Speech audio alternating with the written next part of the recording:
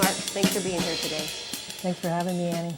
You are a HUD housing counselor, is that correct? Yes, I am. And what can a HUD housing counselor do to help a person who is in financial distress in owning their home? The HUD housing counselor can help the homeowner identify their the source of their financial distress and look at options that might be available to them to help them keep the home, some where they'll transition out of the home. So let me ask you a question. When is the best time for a homeowner to contact a HUD housing counselor? The best time is to call before they miss any mortgage payments. Basically, the earlier that they get to us, the more options that they'll be available to them to resolve their situation. When Rob McKenna was here a few minutes ago, he shared with us a phone number for the Washington Homeownership Information Hotline. Is that the same phone number somebody would call to get hold of you? Folks can call to get connected with a housing counselor anywhere in the state of Washington, or a pro bono attorney if they have legal issues with their mortgage. Okay. Is there any other public service organization that's offering services to homeowners in distress? The Northwest Justice Project has a foreclosure prevention unit, and they have their own phone number that people can call them directly. One of the things that they're doing right now are they're taking calls for people who in foreclosure who have trustee sales. Within 2 weeks can call that number and get access to mediation. Okay. You indicated before that there are different options for different folks, and you need to find out as much information as you can about each individual before you can help them with their situation.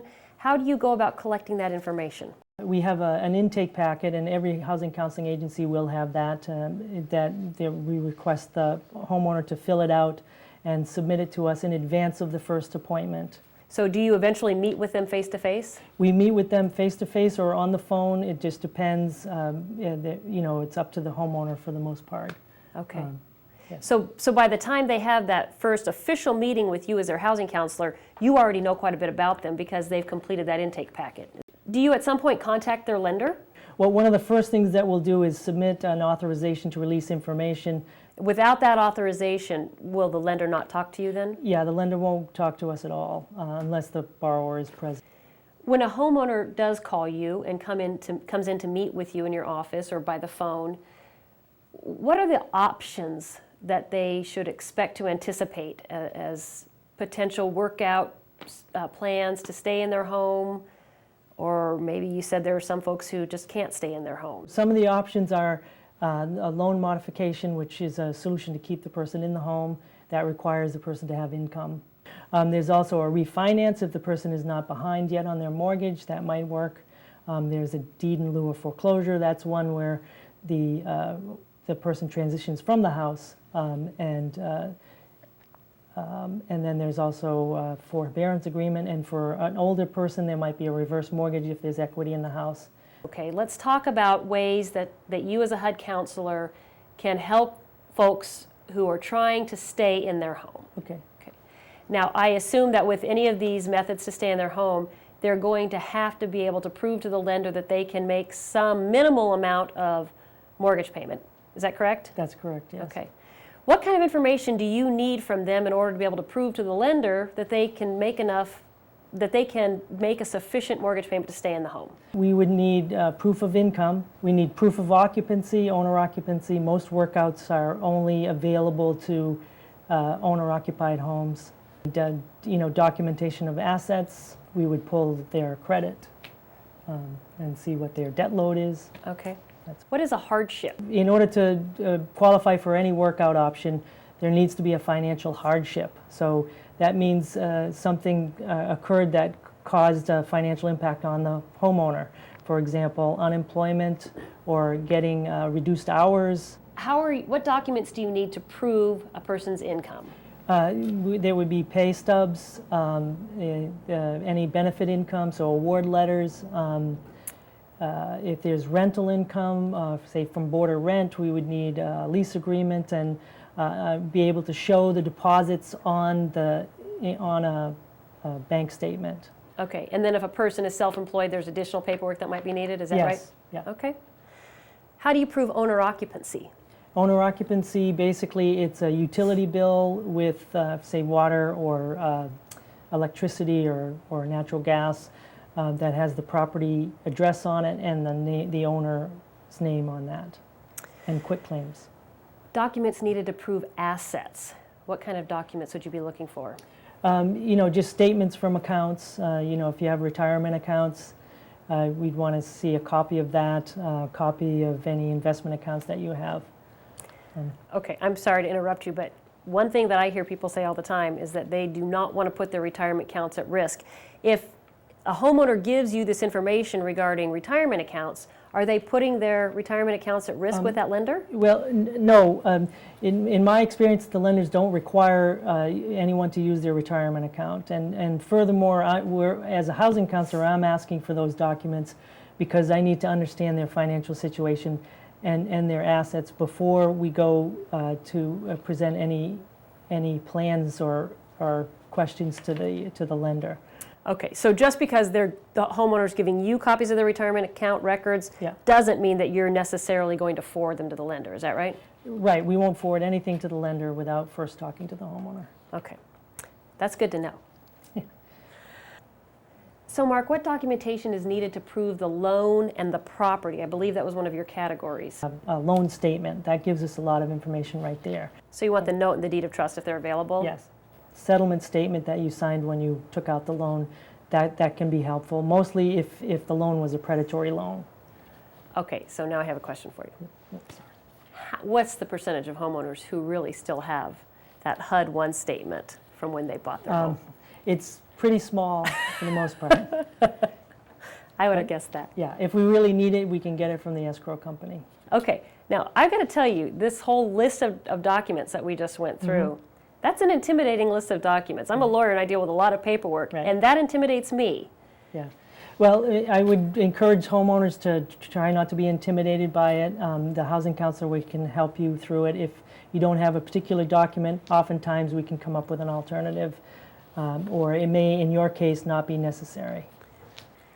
Okay, and as we discussed, or as I discussed with Rob McKenna a little while ago, a homeowner is likely to make that phone call to the Washington Homeownership Information Hotline after they receive a letter from the lender.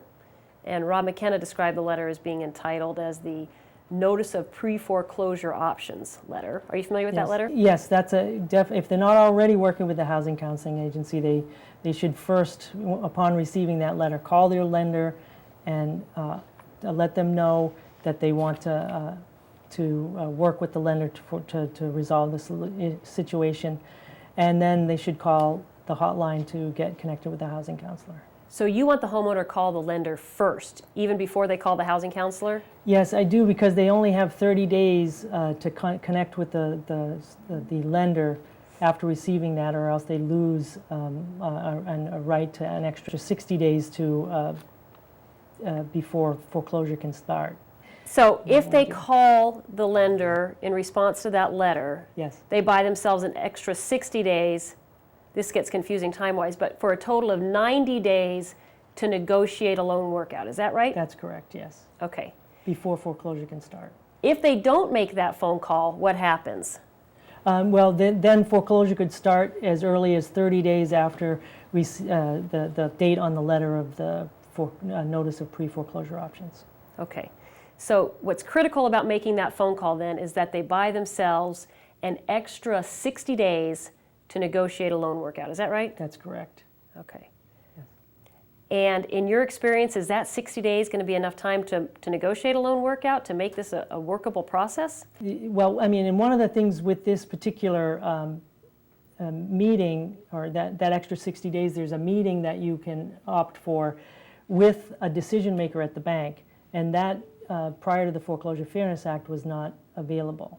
So getting connected with a decision maker makes things go a lot faster, in my experience. Okay. So is it your experience that once you get connected with that decision maker, then the time element is not as big of a concern because now you're moving forward in the negotiation process? Is that right? Yes. Okay.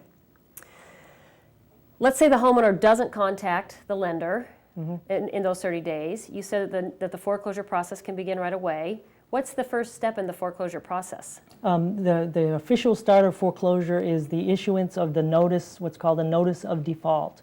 Okay, and with the notice of default, does that put the public on notice of the foreclosure? No, that's not a public. Okay, what happens after the notice of document. default then? There must be at least 30 days between the notice of default and the recording of the notice of trustee sale. Oh, does that recording event then, is that what puts the public on notice? Yes. Okay, so the timeline then is they get that first letter from the lender. If they don't call the lender as they're encouraged to do, Yes. then 30 days later, as soon as 30 days later, the lender can file the notice of default. And then as soon as 30 days after the notice of default is filed, the lender can file the notice of trustee sale. Is that right? That's correct, yes. When that notice of trustee sale is filed, the public is put on notice of the foreclosure sale for the first time. Yes. Again, when Rob McKenna was here, he indicated that this Foreclosure Fairness Act is a brand new law. It just went into effect on July 22nd of this year, 2011, correct? Yes. Okay.